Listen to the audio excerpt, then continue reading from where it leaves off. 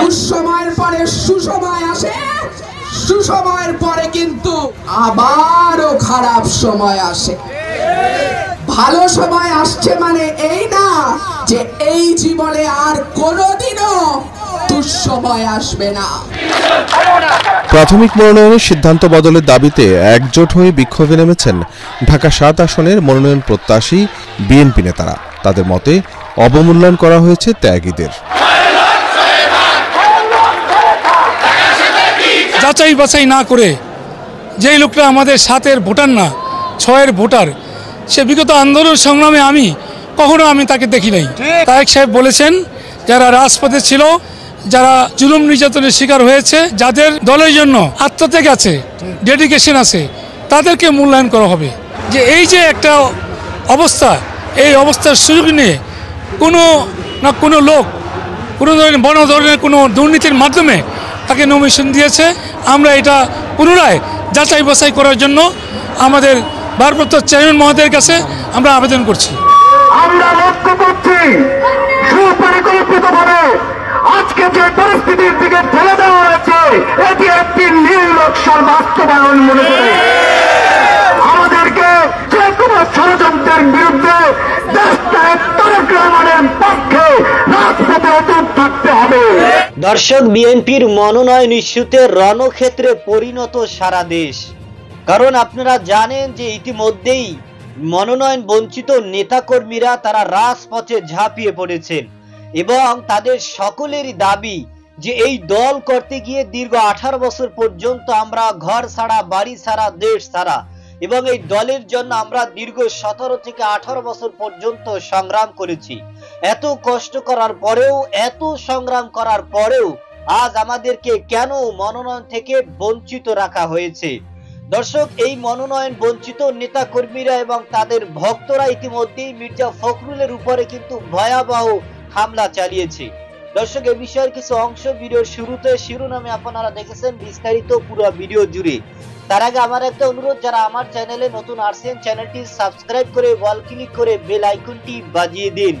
দর্শক, চলুন দেখে আসি এই মনোনয়ন বঞ্চিত নেতা কর্মীরা তারা মনোনয়ন থেকে বঞ্চিত হওয়ার কারণে কি কি প্রতিক্রিয়া তারা দেখিয়েছেন এবং তাদের কর্মসূচিতে কি কি রয়েছে সেটা আমরা দেখব। এরপরে মির্জা ফখরুলের উপরে যে ভয়াবহ হামলা হয়েছে সেটা আমরা দেখব। দর্শক, ভিডিওটা অত্যন্ত গুরুত্বপূর্ণ, তাই ধৈর্য ধরে একটি লাইক এবং পুরো ভিডিওটা শেষ পর্যন্ত দেখতে থাকুন। গত 17 বছর ধরে আন্দোলন সংগ্রামে যে নেতারা সামনে ছিল তাদের মনোনয়ন না দিয়ে অবিচার করা হয়েছে বলে মন্তব্য করেছেন বিএনপির সেবক বিষয়ক সম্পাদক মীর শরফত আলী সপু।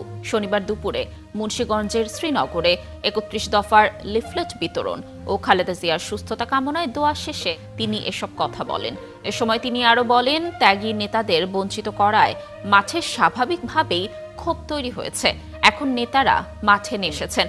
অবশ্যই আগামী জাতীয় নির্বাচনের আগে সবকিছু বিবেচনায় নেওয়া হবে বলে আশা করেন তিনি। আসন্ন জাতীয় সংসদ নির্বাচনে বিএনপির মনোনয়ন ঘোষণাকে কেন্দ্র করে রাজনৈতিক অঙ্গনে চলছে নানান আলোচনা। গত 3 নভেম্বর প্রথম ধাপে 237 আসনে সম্ভাব্য প্রার্থী ঘোষণা করে দলের মহাসচিব মির্জা ফখরুল ইসলাম আলমগীর। এরপর থেকে দেশের বিভিন্ন অঞ্চলে বিক্ষোভ করতে দেখা গেছে মনোনয়ন বঞ্চিতদের। সবশেষ 4 ডিসেম্বর আরও 36 আসনে মনোনয়ন ঘোষণা করে দলটি। এবারও বেশ কিছু আসনে বিক্ষোভ করতে দেখা গেছে মনোনয়ন বঞ্চিত সমর্থকদের। 2 ধাপে 272 আসনে মনোনয়ন ঘোষণা করেছে বিএনপি। বাকি 28টি আসন জোট শরিকদের জন্য ফাঁকা রাখা হয়েছে বলে জানিয়েছেন দলের নীতি নির্ধারকরা। ফলে নতুন করে এসব আসনে দলীয় প্রার্থী দেওয়ার সম্ভাবনা নেই বলে মনে করেন বিশ্লেষকরা। এমত অবস্থায় বিগত সময়ে দলের হয়ে রাজপথে সক্রিয় থাকা বেশ কয়েকজন হেভিওয়েট নেতার মনোনয়ন না পাওয়া নিয়ে চলছে চুলচেরা বিশ্লেষণ।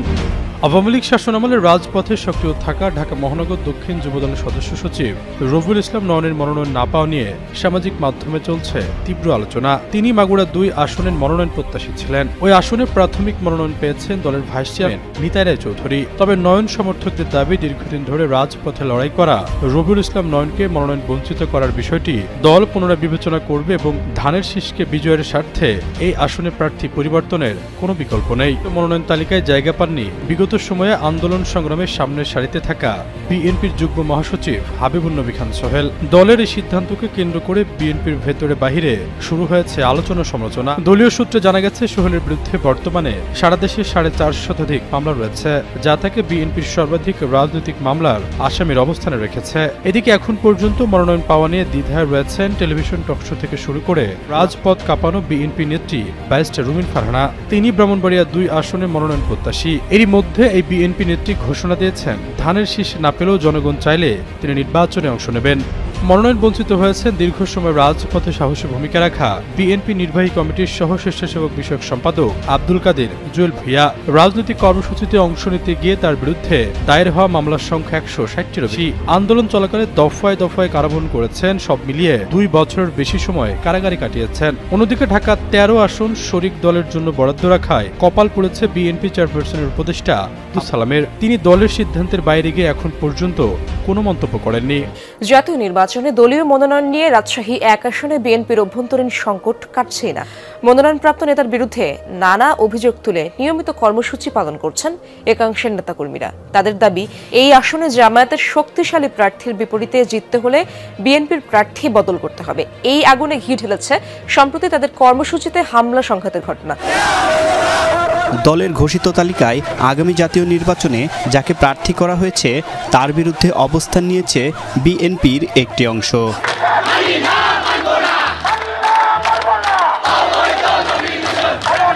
প্রাথমিক মনোনয়নের সিদ্ধান্ত বদলের দাবিতে একজোট হয়ে বিক্ষোভে নেমেছেন ঢাকা 7 আসনের মনোনয়ন প্রত্যাশী বিএনপি নেতারা। তাদের মতে, অবমূল্যায়ন করা হয়েছে ত্যাগীদের।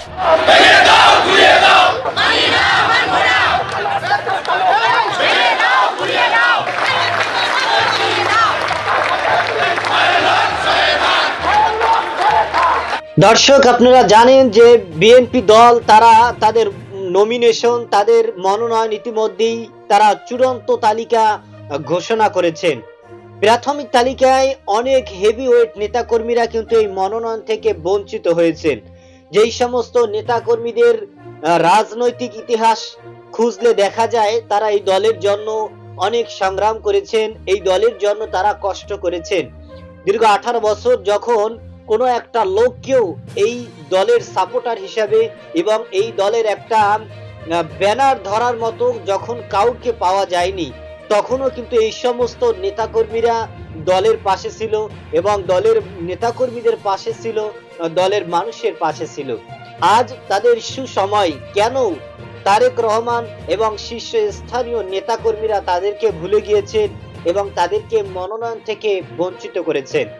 দর্শক, এই সমস্ত হেভিওয়েট নেতাকর্মীদেরকে মনোনয়ন থেকে বঞ্চিত করার কারণেই কিন্তু ইতিমধ্যেই অনেক নেতাকর্মীরা দল ছেড়ে দেওয়ার এবং চিরতরে রাজনীতি ছেড়ে দেওয়ারও কিন্তু হুমকি দিয়েছেন।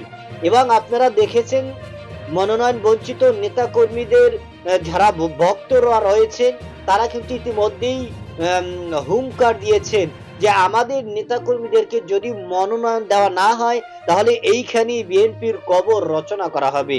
দর্শক, এমন বড় বড় হুঙ্কার কিন্তু ইতিমধ্যে রাজপথে নেতাকর্মীরা এবং তাদের ভক্তরা দিতেছেন। সুতরাং যেই সমস্ত হেভিওয়েট নেতাকর্মীদেরকে মনোনয়ন থেকে বঞ্চিত করা হয়েছে তারা এবং তাদের ভক্তরা আশাবাদী যে অতি অল্প সময়ের মধ্যেই এটা বিবেচনা করে চূড়ান্ত হিসাবে তাদেরকে মনোনয়ন দেওয়ার দাবি জানিয়েছেন। দর্শক, এই সমস্ত হেভিওয়েট নেতাকর্মীদের মধ্যে অন্যতম হচ্ছে ব্যারিস্টার রুমিন ফারহানা। দর্শক, আপনারা জানেন এই ব্যারিস্টার রুমিন ফারহানা তিনি বিগত সময়ে আওয়ামী লীগের আমলে এই দেশের মহা বিপর্যয়ের সময়, এই দলের মহা বিপর্যয়ের সময়, দলের করুণ পরিণতির সময় তিনি কিন্তু তার দলকে সামনে রেখে তিনি কিন্তু তার দলের জন্য, আপনারা জানেন, টকশোতে, গণমাধ্যমে এবং সাংবাদিকের সামনে তিনি সবসময় তার বলিষ্ঠ কণ্ঠস্বরে তিনি এই দলের কথা বলেছেন, দলের মানুষের কথা বলেছেন, দলের নেতাকর্মীদের কথা বলেছেন, যে কারণে কিন্তু তার প্রতিটা মুহূর্ত বিপদে পড়তে হয়েছে, তার জীবন হুমকির মধ্যেও পড়তে হয়েছে। সুতরাং এখন এই সুখের সময় এই সমস্ত হেভিওয়েট নেতাকর্মীদেরকে কিন্তু মনোনয়ন থেকে বঞ্চিত করা হয়েছে, যে কারণে কিন্তু বিএনপি দলের মধ্যে একটা ভয়াবহ উত্তেজনা কাজ করেছে এবং আপনারা গণমাধ্যমে দেখেছেন যে এই মনোনয়ন থেকে বঞ্চিত হওয়ার কারণেই কিন্তু অনেক নেতাকর্মীরা জামাতে, এনসিপিতে এবং বিভিন্ন রাজনৈতিক দলের সাথে তারা যোগ দেওয়ার সিদ্ধান্ত নিয়েছেন। দর্শক, এই সমস্ত হেভিওয়েট নেতাকর্মীদেরকে যে মনোনয়ন থেকে বঞ্চিত করা হয়েছে, এ ব্যাপারে আপনার কি মতামত সেটা আমাদের কমেন্ট সেকশনে অবশ্যই জানাবেন। আজ এ পর্যন্তই। সুস্থ থাকবেন, ভালো থাকবেন। দেখা হবে আগামী কোনো ভিডিওতে, কথা হবে নতুন কোনো বিষয় নিয়ে। সে পর্যন্ত ভালো থাকবেন। খোদা হাফেজ।